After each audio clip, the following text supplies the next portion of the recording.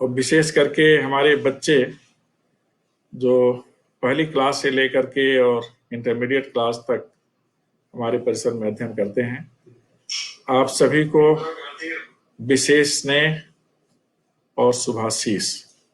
आपके साथ जो आपके संरक्षक इस समय इस माध्यम से जुड़े हैं अथवा आपके संबंधी जुड़े हैं, और वे सभी दर्शक जो इस समय हमारे विश्वविद्यालय के फेसबुक लाइव कार्यक्रम में जुड़े हुए हैं, सभी को नमस्कार।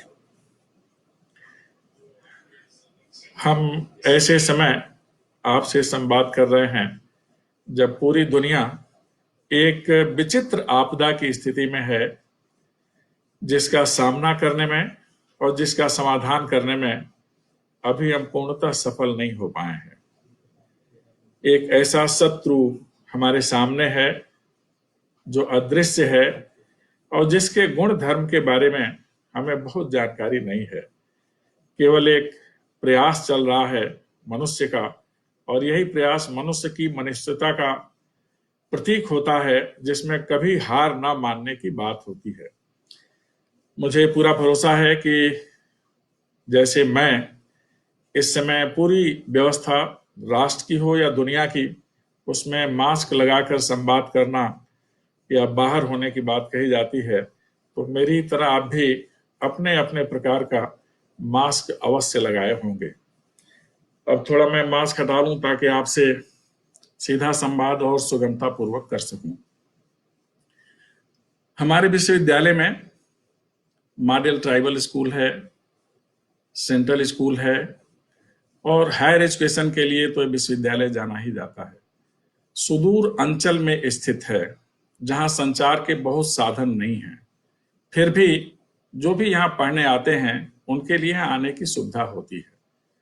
इस सुविधा में आए हुए और यहाँ दीक्षित हो रहे मेरे सभी प्यारे विद्यार्थी, आज हम एक विचित्र स्थिति में हैं। परिसर जाना जाता है शिक्षकों से और शिक्षार्थियों से। आज हम शिक्षकों के सानिध्य में भी नहीं बैठ पा रहे हैं, और जो हमारे शिक्षार्थी हैं जिनके कारण कोई संस्था निरंतर स्पंदित होती है, उनको भी हम देख नहीं पा रहे हैं। आप हमारे परिसर से दूर हैं, इसकी मुझे अतिशय पीड़ा है। लेकिन एक बात का संतोष है, आप अपने परिवार में हैं, परिवार के पास हैं, परिवार के सदस्यों के साथ हैं। हम लोग चाहे जितनी भी उन्नति कर लें, कुछ चीजें हम उन्नति के साथ खरीद नहीं सकते। उसमें जो सबसे महत्वपूर्ण चीज है और दुर्लभ, वह है हमारा बालपन, लड़कपन। और यह लड़कपन हमें तब मिलता है जब हम अपने माता पिता के पास होते हैं। मुझे पूरा विश्वास है कि आप में आज यह भाव अवश्य जिंदा होगा। वे सभी सौभाग्यशाली हैं, भगवान करें कि सबके साथ ये सौभाग्य जुड़ा रहे, जिनके पास माता पिता होते हैं। हमारे लिए साक्षात ईश्वर की तरह माता पिता हैं। आप उस ईश्वर का आशीर्वाद प्राप्त कर रहे होंगे, इतना मुझे विश्वास है। इसका संदर्भ इसलिए भी आवश्यक है कि हमारी शिक्षा तो परिवार से ही शुरू होती है। संस्कार, सभ्यता, संस्कृति और समझ, इसका श्री गणेश परिवार में ही होता है। माँ हमारी प्रथम शिक्षिका होती है, और फिर पिता हमें दायित्व बोध का कुछ भान कराते हैं। इसलिए आरंभिक शिक्षक के पास आज आप हैं, यह एक सुखद स्थिति है। प्राथमिक इच्छा वस्तुतः हमें आगे ले जाने की होती है, और प्राथमिक शिक्षा हमारी शिक्षा व्यवस्था की नींव होती है। वहां हम सीखते हैं चरित्र का विकास और व्यक्तित्व का विकास। साथ ही आज का जो दौर है, इसमें तकनीकी का समावेश कैसे होगा, इसके बारे में भी हम जानते हैं। जो प्राथमिक स्कूल के विद्यार्थी हैं, उनसे मैं जरूर ये कहना चाहूंगा कि हमारे शिक्षक उनसे निरंतर संपर्क में हैं। उस माध्यम से जिसके ऊपर आज वैश्विक विपदा के कारक कोरोना का कोई प्रभाव नहीं है, उसे हम डिजिटल प्लेटफॉर्म कहते हैं, ऑनलाइन माध्यम कहते हैं, या संचार क्रांति का जो सबसे सशक्त उपादान है, यह टेली नेटवर्क उसके माध्यम से सब जुड़े हैं। आप सब जानते हैं कि हमारे देश के यशस्वी प्रधानमंत्री जी ने डिजिटल इंडिया का उद्घोष किया था। आज हम डिजिटल क्रांति की तरफ बढ़े हुए हैं। प्राथमिक क्लास से लेकर और उच्च शिक्षा तक हम डिजिटल प्लेटफॉर्म के माध्यम से ही अध्यापन और अध्ययन का कार्य कर रहे हैं। प्राथमिक स्कूल के जो बच्चे हैं उनके लिए व्हाट्सएप ग्रुप बना हुआ है और यूट्यूब है उनके लिए। हमारे शिक्षक उस ग्रुप पर उनके योग्य वीडियो बना करके कुछ लिखित अंश भी अपलोड करते हैं जिसे बच्चे देख रहे हैं। और मैं शिक्षक लोगों से संपर्क में हूं। मैंने कह रखा है कि छोटे बच्चे हैं, नौनिहाल हैं, इन्हें प्रेरित करना है तो कुछ ज्ञान मनोरंजन के माध्यम से उन्हें मिले। तो ज्ञान की मनोरंजक सामग्री भी उन्हें सुलभ कराई जा रही है। बच्चे जो अभी नहीं समझ पाते इसे, उनके गार्जियन निश्चित रूप से हिंदुस्तान के कम ही ऐसे परिवार होंगे जिनके पास मोबाइल ना हो। तो जहां कहीं भी मोबाइल है और वहां बच्चे हैं हमारी संस्था से संबद्ध, उनके संरक्षक वह कार्यक्रम उन्हें जरूर दिखलाते हैं। प्यारे बच्चों, आपको जो सुविधा दी जा रही है आप उसके संपर्क में रहें, आप देखें। आप अपनी बात सीधे ना कर सकें तो अपने माता पिता से कहें, हमारे शिक्षक लोगों से संवाद करेंगे और आपकी रुचि की चीजें जिससे आपका चरित्र बनता है, आपका व्यक्तित्व बनता है, आपको बताया जाएगा। वस्तुतः शिक्षा का ध्येय तो चरित्र और व्यक्तित्व निर्माण ही होता है। हमारे यहाँ जो मॉडल ट्राइबल स्कूल है वो बच्चे हैं, मैं जब भी वहां जाता हूं मुझे विशेष ऊर्जा मिलती है उन बच्चों के बीच में। उनके द्वारा जो मंत्रों का उच्चारण होता है और उनके जो पाठ्यक्रम में लिखे गए विषय हैं उनका जब उनके द्वारा उद्बोधन होता है तो मुझे अतिशय प्रसन्नता होती है कि ऐसा बचपन अध्ययन के लिए शायद सबको मिले तो देश का, समाज का भाग्य बहुत अच्छा हो जाए। ऐसे आप लोग हैं, बहुत प्रिय हैं और जैसे ही परिस्थिति अनुकूल होती है, जैसे मैं पहले आप लोगों के बीच में आता रहा हूं, मिलता रहा हूं, मैं अवश्य आप सबके पास आऊंगा। जो हमारे इंटरमीडिएट क्लास के विद्यार्थी हैं उनके लिए भी हमारे शिक्षक लोगों ने क्लास वाइज व्हाट्सएप ग्रुप बना रखा है और आप लोगों को ध्यान से सुन रहे होंगे, आपको उस पर सामग्री मिलती है।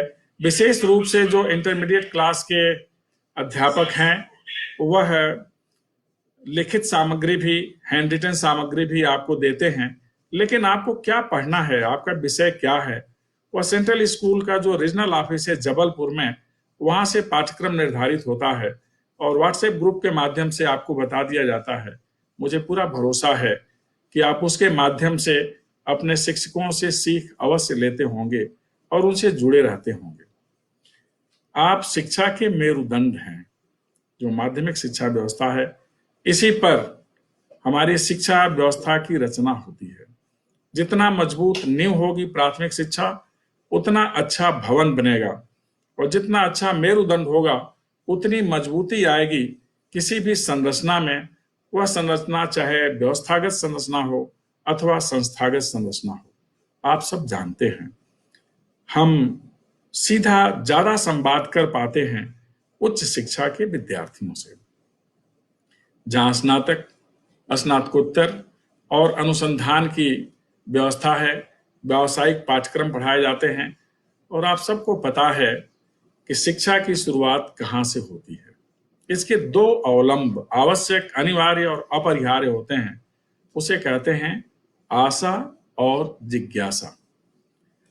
हम एक उम्मीद लेकर के शिक्षण संस्थान में आते हैं कि हमें ज्ञान की जितनी विधाएं हैं सब मिल जाएंगी, हमारे भविष्य के लिए जितने अच्छे मार्ग हैं उस पर चलने की सामर्थ्य मिल जाएगी।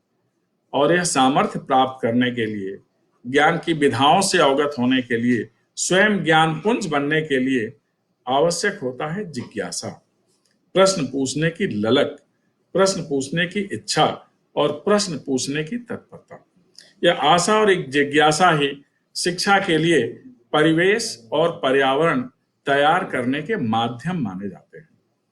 आप सभी अवश्य ही अपने आचार्यों से कुछ प्रश्न करते होंगे। आप अपनी अभिलाषा भी बताते होंगे। मुझे बहुत खुशी है कि हमारे विश्वविद्यालय के सभी शिक्षक नितांत दक्ष हैं, अपने अपने विषय में पारंगत हैं और आपसे निरंतर संवाद में हैं। मुझे नियमित रूप से फीडबैक मिलता है कि आपके शिक्षक कितना पाठ्यक्रम आपको बता चुके हैं, कितना अवशेष है और किस तरह बताया जा रहा है। जो पोर्टल हैं यूजीसी के और एमएचआरडी के, उसकी जानकारी आप लोगों को है, स्वयं है। जहां तक संचार के अन्य साधन नहीं पहुंच पा रहे, वहां स्वयं प्रभा के माध्यम से जो मीडिया नेटवर्क है उसके माध्यम से आपको बहुत सारी जानकारी दी जा रही है। एक दीक्षा पोर्टल है जिस पर सारे कार्यक्रम उच्च शिक्षा के अंकित हैं, उल्लिखित हैं और उपलब्ध हैं। इसके साथ ही अभी माननीय मानव संसाधन मंत्री जी ने विद्यादान कार्यक्रम आरंभ किया है ई प्लेटफॉर्म पर, कि अपने अपने विषय के दक्ष लोग, चाहे वह किसी अकादमिक संस्था में हो अथवा कहीं अन्यत्र हो अथवा किसी अन्य व्यवसाय में हो, वह अपने ज्ञान को इस पोर्टल पर डाल सकते हैं। उसकी गुणवत्ता परख के बाद आप सभी विद्यार्थियों के पास इसे सुलभ करा दिया जाएगा। आप ई लर्निंग के माध्यम से, ई लाइब्रेरी के माध्यम से ज्ञान की जितनी विधाएं हैं, जितनी शाखाएं हैं, जितने विषय हैं, उससे आप अवश्य इस समय संबद्ध होंगे। मुझे यह आपसे कहना है कि आज के दौर में जब जहां गमनागमन के साधन पूर्णतः बाधित हैं, हम प्रत्यक्ष आपसे नहीं मिल सकते। ऐसे में यह एक साधन ऐसा है हमारे पास जिसने हम सबकी दूरियों को ही दूर कर दिया है। आज हम बिल्कुल करीब हैं इस ई पोर्टल के माध्यम से, ई लर्निंग के माध्यम से और ई ट्रांसपोर्ट के माध्यम से। आप हम सब जुड़े हुए हैं। जैसे ही दुनिया में संचार क्रांति हुई तो दुनिया की जो भौगोलिक दूरी है वो वस्तुतः दूर हो गई। हम लोग सगर्व कहने लगे जब हमारे हाथ में मोबाइल आया कि आज दुनिया हमारी हथेली पर है। यही एक हथेली पर रखा गया यंत्र ऐसा है जिसका प्रयोग आपके लिए इस समय वर्जित नहीं है। कारण कि कोरोना की पहुंच जब तक इसके साथ आप अपने घर में हैं, घर के बाहर नहीं जा रहे हैं, तब तक कोरोना की पहुंच इस तक नहीं हो पाएगी। तो आप कह सकते हैं कि यह हमारे ज्ञान कौशल की एक अभेद्य दीवार है, जहां कोरोना कोई भेद नहीं कर सकता, आक्रमण नहीं कर सकता। अन्यथा जब भी हम घर से बाहर जाते हैं, किसी वस्तु के संपर्क में आ जाएं जो कोरोना के संपर्क में रहा हो, तो जीवन हमारा संदिग्ध हो जाता है। सोचिए हम किस दौर में हैं कि जिसे हम श्वास कहते हैं, प्राणवायु, अब उसको भी हम मुक्त रूप से नहीं ले सकते। इसके लिए कुछ आवरण चाहिए। बहुधा माना जाता है कि आकृति की शोभा आवरण में ही होता है। इसलिए आवरण लगाना मुंह पर इसलिए जरूरी है कि कोरोना रूपी जो घातक तत्व है इस प्रकृति में, वायरस के रूप में, वो हमारे श्वास तक जाकर हमारे श्वास तंत्र को बाधित न कर सके। इसलिए यह बहुत ज्यादा आवश्यक है, जिसे हम मास्क कहते हैं, जो मैं लगा के बैठा हूं। आपके घर में रुमाल हो, तौलिया हो, आप उसका प्रयोग अवश्य करें। संवाद के समय मुझे खुशी इस बात की है कि हम आपसे संवाद कर रहे हैं, लेकिन इस संवाद की प्रक्रिया में कहीं वह घातक वायरस हमारे सामने नहीं है, हमारे समीप भी नहीं है, और जो समीपस्थ परिवेश है वहां तक उसकी पहुंच नहीं है। इसके लिए सतर्कता, सजगता बहुत ज्यादा आवश्यक होता है। मैं मूलतः आपसे यह कहने के लिए आज आया हूं कि जो सामग्री आपको दी जा रही है, जो पाठ्यक्रम आपको सुलभ कराए जा रहे हैं, आप उसे अवश्य ध्यानपूर्वक पढ़ें, क्योंकि पढ़ने से बहुत कुछ मिलता है। हम जहां संस्थान नहीं है वहां स्वाध्याय पर आग्रह करते हैं, लेकिन जहां संस्थान है वहां जाकर पढ़ना और ज्यादा कारगर होता है, महत्वपूर्ण होता है, क्योंकि शिक्षण की एक संवाद प्रणाली सर्वथा महत्वपूर्ण मानी जाती है, जहां आपसे सीधे हम मिलते हैं और आप हमसे सीधे प्रश्न करते हैं। ई पोर्टल पर आपका प्रश्न आता है, कुछ देर बाद समाधान जाता है, लेकिन क्लासरूम में हम सीधे संवाद करते हैं। आज का दौर ई लर्निंग का दौर है और इसकी महत्ता, उपादेयता इतनी है कि जिस परिवेश में लोग एक दूसरे से मिलने में भयग्रस्त हो जा रहे हैं, उसमें हम निर्द्वंद, निश्चिंत, निर्भीक आपसे मिल रहे हैं, आपसे संवाद कर रहे हैं, तो इस स्थिति का लाभ उठाने की जरूरत है। यह सारी प्रक्रिया ज्ञान विस्तार की प्रक्रिया है। शिक्षा के माध्यम से सुधार होता है, परिष्कार होता है, नवाचार आता है और आविष्कार होता है। आविष्कार मानवता के कल्याण के लिए, नवाचार अपने को समयानुकूल समायोजित करने के लिए और सुविधाओं से संपन्न करने के लिए तथा सुविधाओं को उस मुकाम तक पहुंचाने के लिए, उन व्यक्तियों तक पहुंचाने के लिए जो अन्यथा उन सुविधाओं को प्राप्त नहीं कर सकते। यह शिक्षा का बृहत्तर लक्ष्य होता है, जहां हम समझदारी का परिचय दें, जहां हम सहयोग का अर्थ समझें, जहां हमें समन्वय का अर्थ समझ में आए, जहां सह अस्तित्व पर हम बल दें। आज ई लर्निंग के माध्यम से आप अवश्य इस तरफ भी ध्यान दे रहे होंगे कि जहां पुरुष और प्रकृति का संबंध संतुलन की अवस्था में है, वहां इस घातक वायरस का प्रभाव कम है, और जहां यह संतुलन बिगड़ गया है, इस वायरस का प्रभाव ज्यादा बढ़ गया है। अर्थात जिस अनुपात में हम सुविधा भोगी होंगे, सुविधाओं के ज्यादा करीब जाएंगे, उसी अनुपात में हमारे शरीर की प्रतिरोधक क्षमता कम होती जाएगी। आप सुविधाओं का प्रयोग अवश्य करें, लेकिन साथ साथ प्रकृति से भी तादात्म्य रखें। इसलिए कभी आरंभ किया गया वृक्षारोपण कार्यक्रम, पौधरोपण कार्यक्रम अब और ज्यादा महत्वपूर्ण हो गया है कि जहां भी आप रहें, हरितिमा हो ऐसी व्यवस्था अवश्य करें। आज उस शिक्षा के सम्मुख बहुत सारी चुनौतियां हैं। आपको यूजीसी की गाइडलाइंस मिल रही होगी, मानव संसाधन मंत्रालय की गाइडलाइंस मिल रही होगी और गृह मंत्रालय की भी गाइडलाइंस मिल रही होगी। आप सारी गाइडलाइंस को ध्यान से पढ़ें, उसका पालन करें। आपके मन में जो भी जिज्ञासा हो, आप उसे निसंकोच अपने अध्यापक से पढ़ते समय उस जिज्ञासा को लिखित रूप से अपने पोर्टल पर रखें, उसका समाधान होगा। क्लासरूम में जो पढ़ाया जाता है नियमित पाठ्यक्रम सेमेस्टर के रूप में, वह आपको पढ़ाया जा रहा है। एक चिंता आपके प्रैक्टिकल को लेकर के है कि प्रैक्टिकल के लिए तो लेबोरेटरी में आना होता है, लेकिन आप इसकी तनिक भी चिंता ना करें। परिस्थितियां फिर सामान्य होंगी, सुबह और अच्छी होगी और आपको प्रैक्टिकल की भी सुविधा मिलेगी। जिनको प्रोजेक्ट वर्क करना होता है फील्ड में जा करके, उस पर हम विचार कर रहे हैं कि उसके लिए कैसे डिजर्टेशन आप लिख लें और उसका मूल्यांकन कर लें, ताकि आपको कोई दिक्कत ना हो और आपका मूल्यांकन भी होता रहे। जो रिसर्च में लगे हुए हमारे विद्यार्थी हैं, अपने सुपरवाइजर के संपर्क में होंगे, क्योंकि आपका एक समय होता है कि शब्द में आप अपना रिसर्च वर्क पूरा कर लें। जितना जल्दी आप रिसर्च वर्क पूरा करते हैं, उतना ही जल्दी कुछ विशेष प्रकार की सेवाओं के लिए आप अर्ह हो जाते हैं, योग्य हो जाते हैं, और फिर उसमें आप अप्लाई कर सकते हैं। इसलिए जो रिसर्च में लगे हुए हमारे प्रिय विद्यार्थी हैं, सबसे महत्वपूर्ण होते हैं विश्वविद्यालय के स्तर पर, वो अपना अनुसंधान कार्य जो फील्ड में रहकर कर सकते हैं, शास्त्रों के माध्यम से कर सकते हैं, वह करें। अपने गाइड से आवश्यक दिशा निर्देश लें, पूरा करने की कोशिश करें।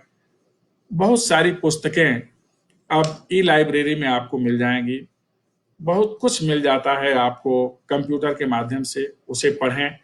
बात कहने से पहले, लिखने से पहले आप संदर्भ और प्रसंग का विशेष ध्यान रखें। जब भी कोई बात की जाती है तो उसका प्रसंग क्या है और उसके साथ आपका संदर्भ क्या है, जब यह रखेंगे तो आपकी बात का महत्व होगा और उसे ध्यान से सुना जाएगा, क्योंकि शिक्षा में संदर्भ और प्रसंग का विशेष महत्व होता है और इसी के माध्यम से आपका दायित्व निर्धारित होता है। जितना ज्यादा आप इसका ध्यान रखते हैं, उतना ज्यादा आपके व्यक्तित्व में निखार आता है। वस्तुतः निखार आने के जो उपाय होते हैं, उसमें आपकी गंभीरता मायने रखती है, आपका अनुशासन मायने रखता है और आपका ध्येय मायने रखता है। आप जिस कार्य के लिए हैं, उस पर आप अवश्य ध्यान दें। हर व्यक्ति की एक भूमिका होती है। इस समय आप विद्यार्थी की भूमिका में हैं। जितना सीख सकते हैं आपको सीखना चाहिए। एक व्यक्ति के जीवन का स्वर्णिम काल उसका अधीत काल होता है या विद्यार्थीपन का काल होता है, जिसमें वह मुक्त होता है सीखने के लिए, जिसमें उसे संसाधन सुलभ करा दिए जाते हैं आगे बढ़ने के लिए, और जिसमें उसके पास ऊर्जा होती है बहुत कुछ अपने लिए कर पाने के लिए, समाज के लिए कर पाने के लिए, राष्ट्र के लिए कर पाने के लिए और अंततः मानवता के लिए कर पाने के लिए। आप इसका निरंतर ध्यान रखें, आप योग्य बने, आप आगे आएं, जीवन में जो भी आपका लक्ष्य हो वह मिले। वस्तुतः विश्वविद्यालय चिंतन, मनन और साधना की भूमि होता है। आप यहाँ चिंतन करते हैं, मनन करते हैं, साधना करते हैं, और इस साधना के साथ जब अपने विषय में दक्ष हो जाते हैं तो आप सिद्ध कहे जाते हैं। आपकी यही सिद्धि आपके जीवन पथ को प्रज्वलित करती है, आगे लेकर के चलती है। बिना ज्ञान के आज की दुनिया में कुछ भी होने वाला नहीं। यह जो संचार क्रांति का दौर है, इसमें हमारा मस्तिष्क कितना उपयोगी है आप देख रहे हैं, और इसी मस्तिष्क ने एक समानांतर मस्तिष्क भी तैयार कर दिया है कंप्यूटर के रूप में।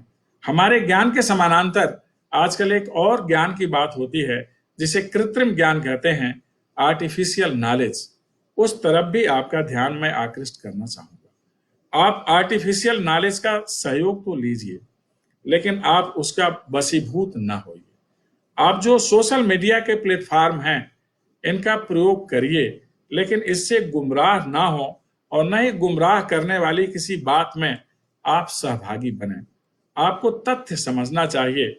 आप उच्च शिक्षा संस्थान के विद्यार्थी हैं, हमारे जो प्राइमरी स्कूल के बच्चे हैं, इंटरमीडिएट के बच्चे हैं, वह भी एक ऐसे संस्थान में हैं जहां पहली क्लास से लेकर के और अनुसंधान तक की शिक्षा की व्यवस्था की गई है। यह आप सबके लिए गर्व का विषय है। तो आपको हमेशा तथ्यपरक विचार रखना चाहिए, सुनना चाहिए, और किसी मिथ्यापरक विचार के साथ अपने को संबद्ध नहीं करना चाहिए।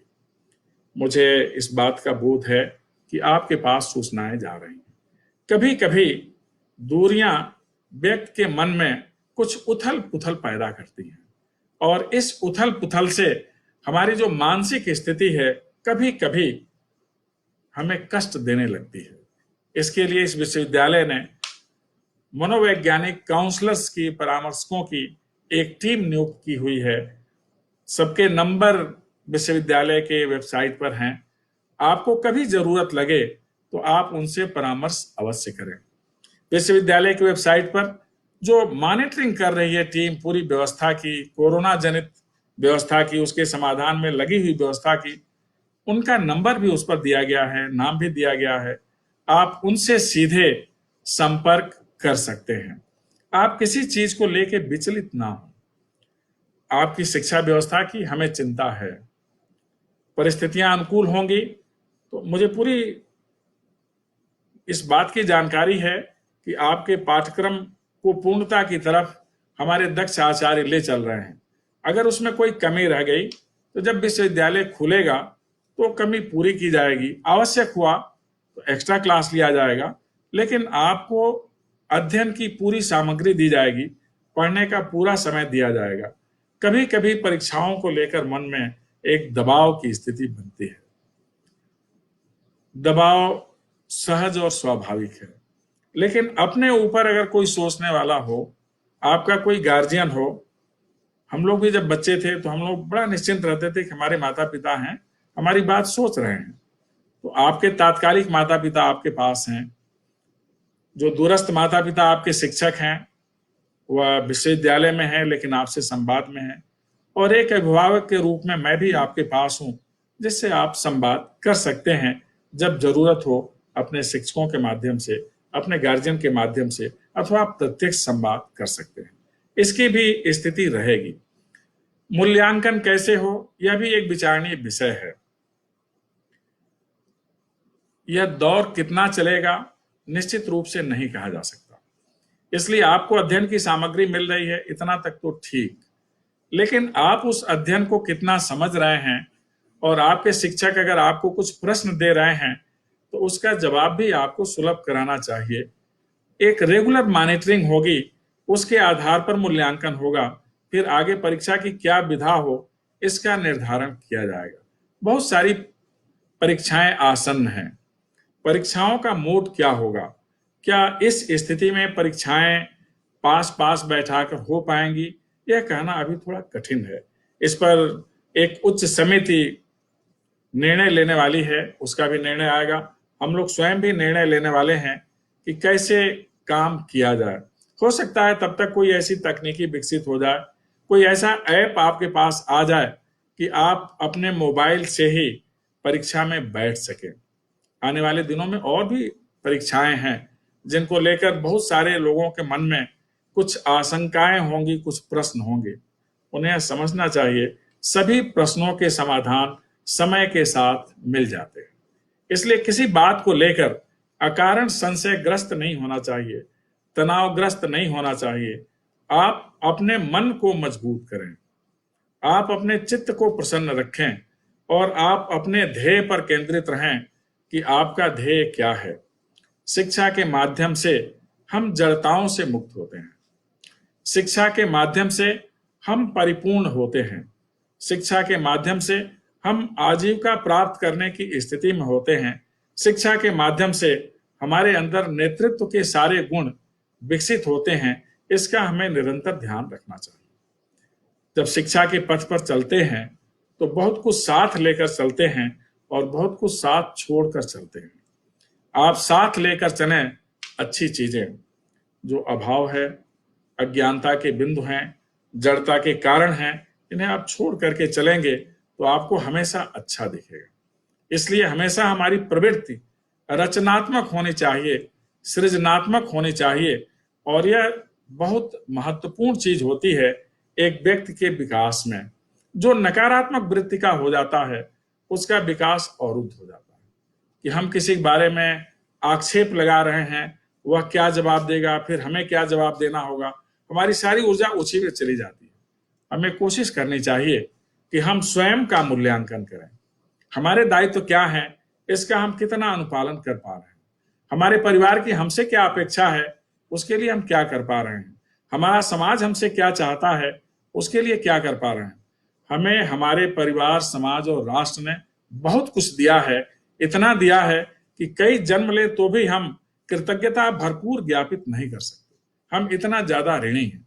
अब हमें यह देखना है कि हम अपने परिवार को क्या दे सकते हैं, समाज को क्या दे सकते हैं, राष्ट्र को क्या दे सकते हैं और सर्वोपरि मानवता को क्या दे सकते हैं। हर शिक्षण संस्थान का एक ध्येय वाक्य होता है।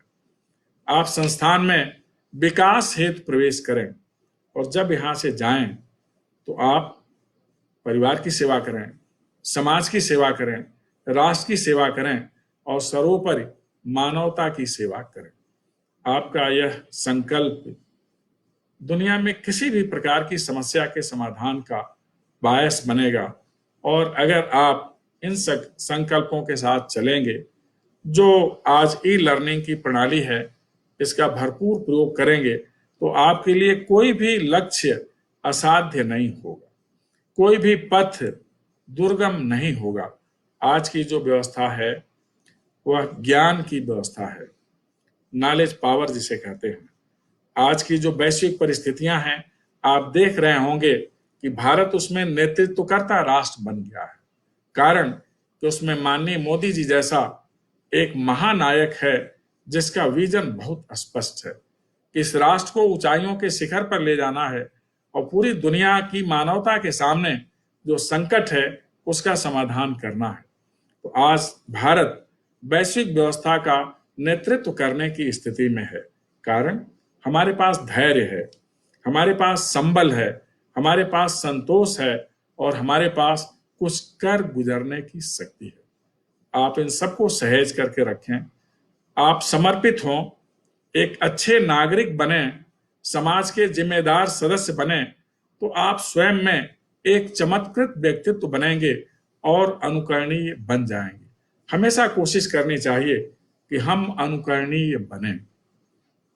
आप अनुकरणीय बनेंगे, आदर्श प्रस्तुत करेंगे, तो आपके बाद की पीढ़ियां आपका अनुगमन करेंगी और आपका हमेशा ध्यान करेंगी। ध्यान उसी का किया जाता है जो त्याग करता है, समाज, राष्ट्र और मानवता की सेवा करता है और सेवा में आगे बढ़ता है। मुझे पूरा भरोसा है कि ई लर्निंग के जितने प्लेटफॉर्म हैं आप उसका प्रयोग कर रहे होंगे, आपके जो प्रश्न पत्र हैं, विषय हैं, उनका अध्ययन कर रहे होंगे, जो आपको टास्क मिलता है आपके शिक्षक लोगों की ओर से उसका आप अनुशीलन कर रहे होंगे, जो आपके मन में जिज्ञासाएं उत्पन्न हो रही हैं उसे भी आप रख रहे होंगे और उसका सम्यक समाधान आपको मिल रहा होगा। आज जो सोशल डिस्टेंसिंग का एक आवश्यक निर्देश है आपके जीवन के लिए बहुत आवश्यक है। पास पास बहुत लोग न रहें। अभी हम पूर्णतः इसका निर्मूलन नहीं कर पाए हैं, कोरोना का रास्ते में हैं, रास्ते पर सफलतापूर्वक चल रहे हैं। आप सोशल डिस्टेंसिंग मेंटेन करें, आप फिजिकल डिस्टेंसिंग मेंटेन करें, घर के बाहर जब भी निकलें या किसी से संवाद करें तो मास्क अवश्य लगा लें, अपने पर भरोसा रखें, व्यवस्था पर भरोसा रखें और नियत पर भरोसा रखें। बहुत कुछ अच्छा होने वाला है। आपका भविष्य उज्जवल हो, आप यशस्वी हो, मनोरथ पूर्ण हो, इसके लिए मेरी शुभकामना। बहुत बहुत धन्यवाद। आपके साथ और लोग जो इस कार्यक्रम को देख रहे हैं उन सभी को नमस्कार।